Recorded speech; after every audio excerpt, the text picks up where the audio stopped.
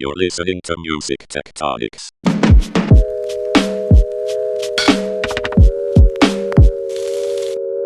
Hey everyone, thanks for joining us on Music Tectonics, the podcast where we explore the wild intersections between music and tech.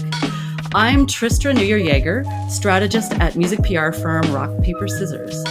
Today I'm speaking with Bruno Guez, a music entrepreneur and technologist who's quietly built a remarkable career. It's taken him from work with Island Records and Cirque du Soleil to building Revelator, a music rights management platform that has spent years developing ways to apply decentralized tech, and we'll talk more about what exactly we mean by that in a minute, and smart contracts to music data and royalties, among many, many other things. Bruno, thanks so much for taking the time to join us today. Nice to be here. I always love to kick things off by hearing about where our guests' passions for music have come from. So I know this is going to be a long story, but tell me a bit about how you first got into music and what ignited your interest and passion in music. Oh, wow. Okay, well, let's go back a few decades. I started DJing at the age of 18, started a radio show on KCRW called Shortwave when I was 23. I did that for about 7 years, and during that time, I incubated my record label, Quango. Out of the radio show, I was playing a lot of music that didn't have U.S. distribution at the time, and this is before digital, so we didn't have global digital distribution, streaming platforms. So if you had music in Europe that you wanted to distribute in America, you actually needed a label or distributor to help you do that. So by discovering music and promoting music on the radio, I started getting into licensing music and working with artists and developing them for the American market. And that kind of took me for a couple of decades of marketing music, whether it's Critter and Dorfmeister or Bittersweet or 07. The label was known for being a tastemaker in that early, world music to early down-tempo electronic trip-hop era and ambient era of music in the late 90s. So I can say I've always, been passionate about music, going back to the age of, 9 when I started playing drums and, started being in bands when I was a teenager, playing keyboards, and I loved electronic music. I had synthesizers, growing up, and I was crazy enough to kind of make a lot of noise and a lot of interesting sounds. I studied ethnomusicology at UCLA, so I never really did anything else besides music my whole life. So I guess that can kind of anchor the discussion around my passion. Oh, that makes a ton of sense. And Kruder and Dorfmeister, I got to get a little fangirl right here. They're a favorite. So you had this deep connection to music, and you truly, I can know just from other conversations we've had that it really matters to you not only to get great music out there, but that artists can flourish and continue to do the creative, cool stuff that they're doing.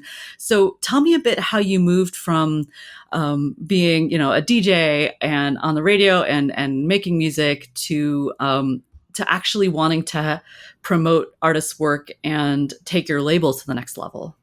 Sure. I mean, I ran a label for 25 years, and I watched the space go from analog to digital and from downloads to streaming. And I'm watching again, distribution and business models changing again with the digital asset kind of explosion in the last several years.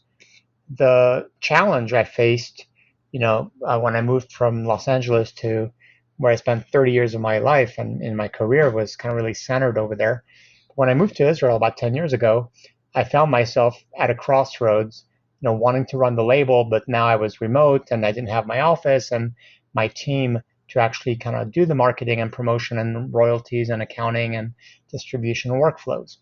So I decided to take it upon myself to say, okay, let me modernize my label's, business by moving some of these services in the cloud and kind of creating software to help me manage my business. And part of that was, my own need to kind of have a digital transformation as a business, which was really lagging and still is lagging, 10 years later beyond digital distribution, there's very little tooling and financial infrastructure in place for creative industries in general. But the second part of that, beyond my own needs, was how do I provide more transparency in reporting and royalty workflows to the artists that I work with? And I wanted to kind of make it easier than needing to employ 10 people to run a business. And for many reasons, when downloads, were booming, it was easy to spend money, on marketing because you knew you were going to make some money on the digital side. But then when streaming came along, the first 5 to 7 years, I would say, were really challenging because the subscriber base wasn't really there yet to support the growth of revenue coming from streaming platforms. And that didn't start really happening. I think the turning point was around 2015. So between 2007, when Spotify came out, to 2015, there was a gap. And I kind of felt that, by 2009, I kind of saw, the download being kind of cannibalized by streaming, and I knew that was going to take some time. So there had to be a need to, really decrease risk and exposure. If you're going to make less money, you got to spend less money in order to not go belly up. So part of the shift for me to want to move to the cloud and build software was really so that my label could survive and I could actually operate more effectively with less people, and then be able to also provide a better service to the rights holders that I worked with. And those efforts eventually evolved into Revelator. Can you tell us a bit about what Revelator does? Sure. So exactly. So I started initially Revelator as a solution to my own needs, and then kind of opened that up after about 3 years of development of building an integrated set of tools for record labels and distributors to manage their supply chain, their metadata, their catalog, the rights administration, the reporting and data, financial reporting and consumption reporting that comes from the supply chain, from the streaming platforms, as well as royalties and analytical workflows and payment workflows to rights holders. So we've kind of built, pretty much all of the services that are required to run a business online in the music industry, and brought all of that within a platform, within one subscription. And we cater to distributors and record labels and artist management companies and artists, provide a B2B software solution for them to help them manage their business more efficiently, and then provide also a B2B2C platform so that they can cater to providing those solutions to their rights holders and artists they work with. Now that is your foundational business right now, and you're about to take a big step forward, or you've taken a big step forward rather, and we will get to that right after the break. Do you have your ticket to the Music Tectonics conference? I'm planning this event for you, podcast listeners. The Music Tectonics team is organizing keynotes, panels, and networking with music tech innovators, entrepreneurs, investors, and deep thinkers, and I would love to see you there. But time's running out to get a special early bird rate at musictectonics.com. If you lock in your conference ticket before August 3rd, you'll pay just $69. That's a pretty great price to pay for 3 experiences: online, in the universe, and on a carousel by the sea. Mix and match to get a conference experience like no other. One ticket gets you access to online events October 25th through October 27th, and in-person events outdoors by the sea in Los Angeles on November 2nd. That's 3 mornings online with keynotes, interactive panels, and speed networking on Hopin's video conference but better platform, and 3 afternoons in the metaverse with keynotes, instrument demos, exhibitor booths, and chance meetings in Degi World, the avatar-based conference campus, no VR headset required. Then, one day in Los Angeles of in-person networking in real-world spaces way beyond the typical conference hotel. Bring that stack of business cards that's been gathering dust. You're going to need them. Don't wait any longer and get your early bird ticket now at musictectonics.com before the price goes up. Hey, we're back with Bruno Guez of Revelator, And now we get to talk about some really interesting initiatives that Revelator and Bruno and his team have been working on for quite some time. But first, I want to hear a little bit, Bruno, about, you were fascinated by cloud technology and you harnessed that to build Revelator. Now you're trying to embrace another new wave of technology. We can call it a bunch of different things: Web3, decentralized tech, or even the dreaded blockchain. So I was curious, how did you first get interested in this technology, and how did you first start exploring it and thinking about it in terms of the music business and what it could do for music? Sure. So going back to 2014, 2015, I started paying attention to what was going on with, the Bitcoin phenomenon and the rise of, Ethereum and smart contracts. And I was fascinated by blockchain technology and looking at that as a potential solution to, managing rights on the blockchain and managing, at least having a source of truth for understanding who, owns the rights to a song or to a recording, and being able to manage financial transactions against those assets so that you could actually have, transparency in reporting and payment settlement, basically royalty payment settlement. So I wasn't too convinced in 2016 yet that the technology was mature enough, but I kind of paid attention to it for a couple of years. I ran a couple of POCs around, tracking assets within a podcast or using smart contracts for kind of managing those rights. It wasn't until 2018 that we started really understanding how to crystallize our strategy around a digital wallet and trying to kind of make that the centerpiece of a rights holder, or what we call the artist wallet, so that they could actually manage, from a non-custodial perspective. They would manage their own private keys, but they would manage all the rights and be able to define their splits with their collaborators and easily be able to transfer shares between the different co-creators that participate in those songs or recordings, and then be able to kind of manage collecting royalties directly to a smartphone through a mobile application. So initially, I've been kind of frustrated with how long it took to process royalties. My whole career, going back 2.5 decades, we used to do contracts that were semi-annual in accounting, and that was very common, in the 90s and early 2000s. But I hated the fact that it would take so long to run royalties, especially nowadays where we've seen a lot of progress, especially at the distributor level, where reporting and royalties can happen on a monthly basis. And now, with blockchain technology and smart contracts, we can actually accelerate the whole financial flows of IP to a daily cycle.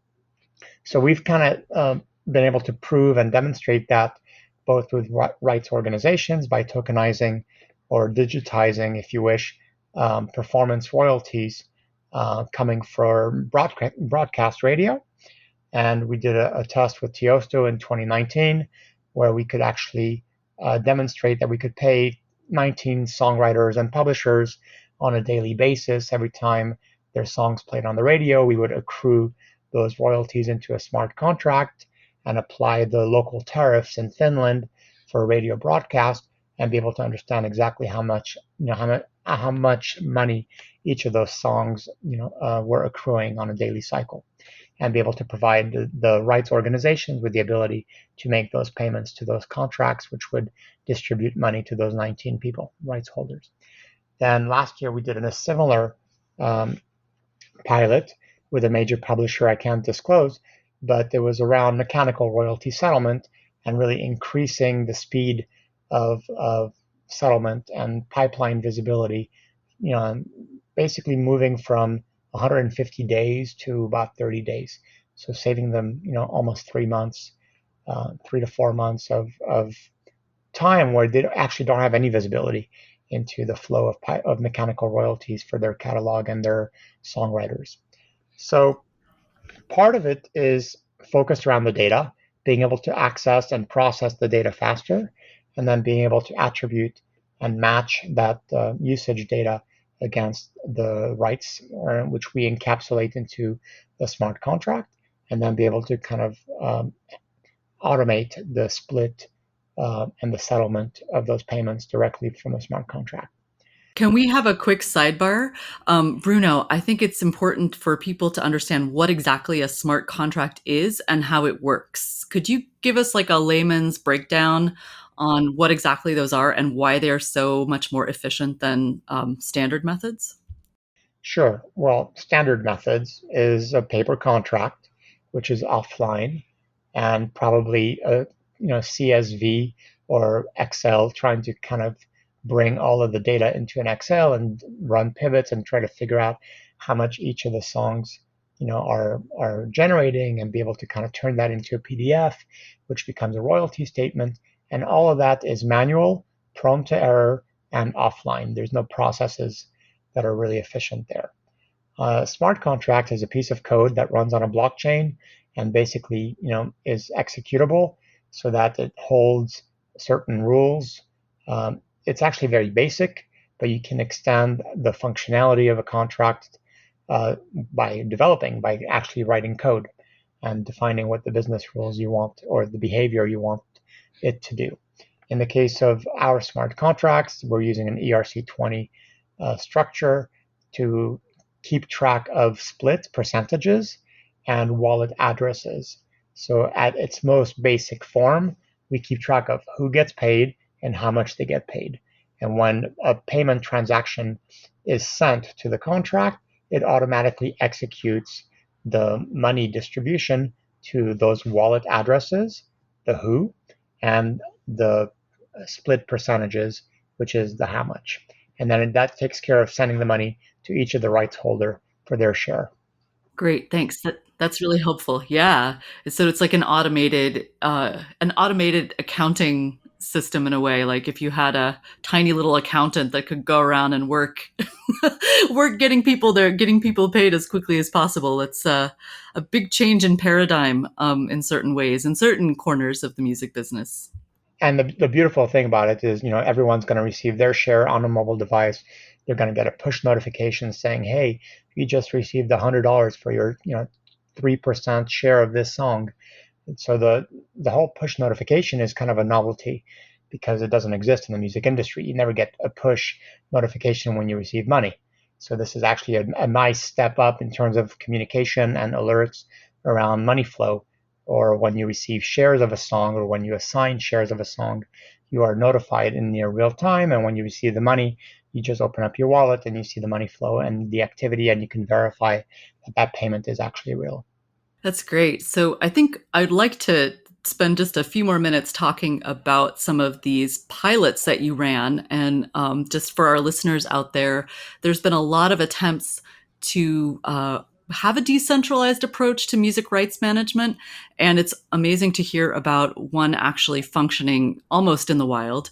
On the publishing side, that's a real bugaboo, right? Like that is a hard part of rights to manage because there are so many entities, so many territories, so many rules and regulations that vary wildly from place to place. And we're talking, 200 or some territories. How are you building Revelator, or how are you thinking? And Revelator's decentralized features are called original works. How is original works trying to sort of build for that future when you could embrace all of that crazy publishing data and royalty management? So obviously, the recording side of the industry is a lot easier to manage than the publishing. The artists, the rights holders, the labels have much simpler, splits and agreements than the publishers and their sub-publishers and their different administrators for different baskets of rights in different territories. So that creates a whole slew of issues around making sure the system keeps getting updated on a territory by territory when rights change hands. And I think the fact that there isn't, one ledger that keeps track of all this information where you have dynamic reconciliation means that every process is very, very manual and very ambiguous and opaque. So the first part really is, having done royalty settlement both for recorded music and publishing, on a blockchain using smart contracts, we've kind of learned how to deal with all the data structures, both for both sides of the equation on the composition and the recording. So that's the first big thing. Secondly, is we've learned how to process, both usage data and attribute it to those smart contracts. So we understand the data flow and the attribution and the execution of those payments. So that's the second thing. That's the second big step. The third, I think, is really writing conditional logic and enabling smart contracts to be expanded in terms of their programming and their composability, so that you could have a contract party to another contract. So you can manage the different baskets of rights, whether it's mechanicals or performances or synchronization rights, into different contracts, and then you could break them down by territory and define who the splits are in those territories for each of those baskets of rights. So you could have contracts that are parties to another contract. And that's the way we're thinking about it ultimately, is what we call nested contracts, or what we call contract chaining. So we chain contracts to each other. Wow. Speaking of processing, I think I need a minute to process that, and we'll be right back and talk to Bruno more about decentralization and music. I have some exciting news for music tech startups. Applications are open for our second annual Music Tech Pitch Competition, part of the 2021 Music Tectonics Conference. We've teamed up with BandLab to make this year's event even more awesome. So here it is. BandLab presents Swimming with Narwhals, a music tech startup competition. Startups across any part of the music tech ecosystem are invited to apply, with a new additional emphasis on music creation and fan-facing companies. Apply at musictectonics.com by August 16th, 2021. To be eligible, your startup must have a valuation under $2 million US, and you must purchase a conference ticket. Luckily for you, tickets are available at an early bird rate of $69 through August 2nd, 2021. Our jury will select 10 semifinalists to pitch at Music Tectonics online pre-conference events. 4 finalists will then go on to pitch at the online conference October 25th through 27th, 2021. Best of all, BandLab's investment arm, Caldecott Ventures, has earmarked up to $50,000 to invest in one of our winners. We won't throw you in a ruthless shark tank. We invite you instead to swim with the narwhals, the unicorns of the sea. Learn more and apply at musictectonics.com. Hey, we're back talking to Bruno Guez of Revelator about how he and his team are tackling one of the thorniest problems in the music business, namely rights administration. And how we were just having a great overview of how you guys have tried to manage rights using decentralized technology. However, there are some challenges there, and you just mentioned, the difficulties of publishing because there's no authoritative centralized source for who owns what in what territory. What are some of the biggest challenges to your mind facing decentralized tech in the music business? What would need to change for us to truly decentralize the music business, if that's even desirable or possible? What do you think? So I don't think it's possible right away. I think it's, you have to take baby steps, and you have to go where the value is and what provides a lot of value to people to convince them that this is the future and this is the path forward. So initially, I think that's around faster payments, because the moment people start to have near real-time reporting and very granular and transactional reporting and be able to receive payments in a more digital and finance kind of way, then I think we're making a lot of progress in gaining mind share that, hey, the music industry payment system and creator payments need to change, and there are tools that are actually providing that. So I think the value is going to come from faster payments initially. That's one thing. The second thing for adoption is user experience, making sure that a lot of these applications that are building on top of blockchain protocols have a decent, or human-like user experience. Part of the challenges with adoption in crypto overall is it's so cryptic. You have to understand how to manage private keys and mnemonic phrases, and it's challenging to keep track of different wallets you may have, and understand how to move money in and out of those wallets and on-ramp and off-ramps is still too much friction for the majority of users. And the moment you start to go back to an email and password paradigm, then you become, a central point of failure. Because if you provide a custody and that custody gets hacked, then those wallets get hacked ultimately. So if you really want to do a decentralized and non-custodial type of security protocol, then people have to be expected to understand how to maintain their own security as it relates to their wallets, which is not easy for most people. So going back to the user experience and making the application layer really simple to use and really friendly is, I think, one of the biggest challenges, and probably one of the biggest opportunities as well to see white-stream adoption. The second part is understanding how to manage all those rights on chain so there can be more dynamic reconciliation. And part of the challenges I see there are the fact that publishers are always fighting for shares of rights and always changing hands. Rights change hands. People buy catalogs, and new administrators come on or come off, for certain territories for different sets of rights. So being able to manage that more dynamically, where the blockchain could keep track of all that information, so that at any given time there is a source of truth on chain, as opposed to having off-chain processes that are very manual. So part of the challenge with that obviously is trying to get on one hand people to agree to what those terms are and systems in place to deal with conflict resolution, disputes, and claiming.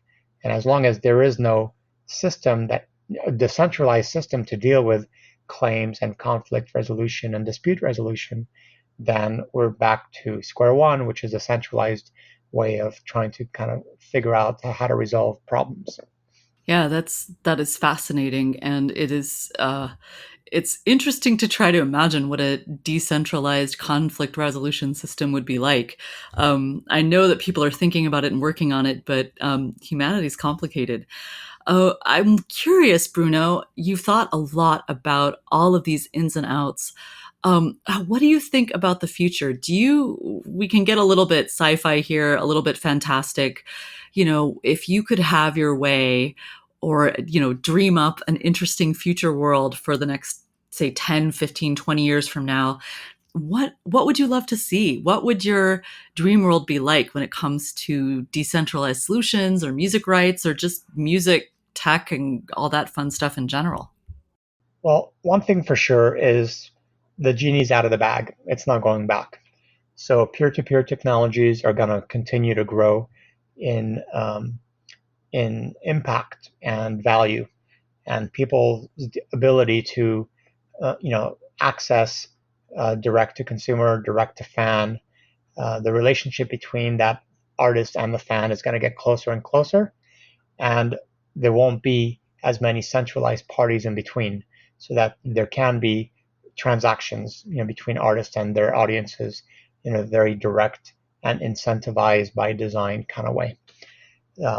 People will have fan tokens, and they'll be able to earn rewards when they actually perform certain actions like promotion or marketing. They'll be able to unlock access to virtual streams or exclusive content or NFTs. The whole process will become more gamified and will become much more of a mobile experience, the way you engage with the artist.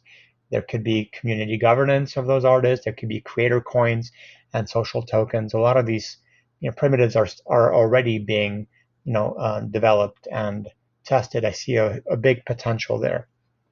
The idea of rolling up all of your digital assets, imagine that all your songs become tokenized as digital assets, and then be able to have all of that value across all of your songs rolled up into an index fund.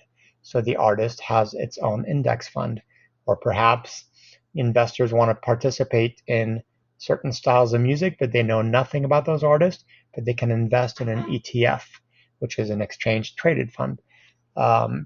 Similar to the stock market, you could say, okay, I'm going to take all of the best pop music or best jazz music of this era and be able to create an ETF of that.